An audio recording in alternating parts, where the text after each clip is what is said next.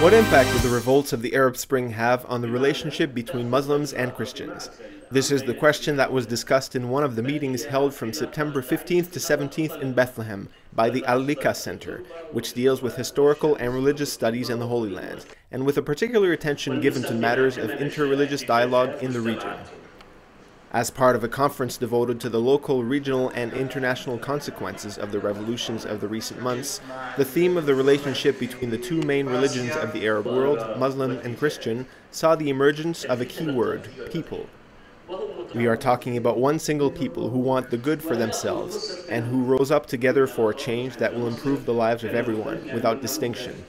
Ali Rafi, a Muslim representative of Liqa, spoke in those terms, stressing the existence of this unity, especially here in the Holy Land.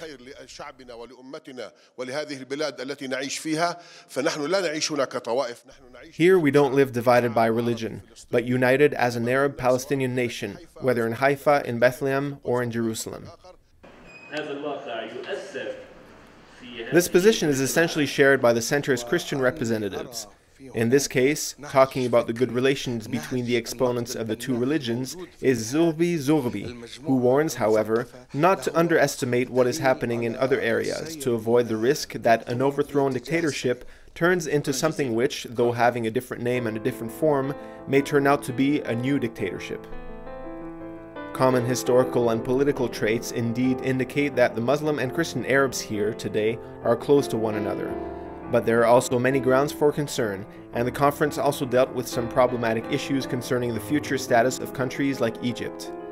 While Tahrir Square hosted the revolt on the part of both Christians and Muslims, who took to the streets side by side, there are episodes that are just as real where Christians were the victims, not far from those same streets.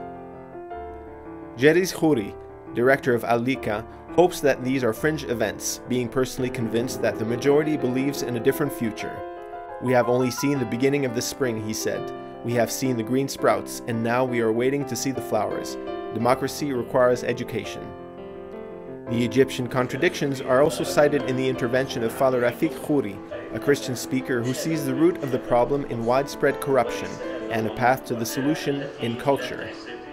"Within the Arab societies, there is the devil that sleeps," he said.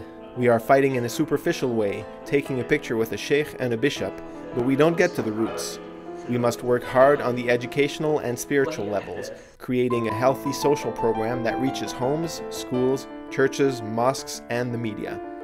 In this way, we will be able to build relationships between Muslims and Christians so that we can build a real culture."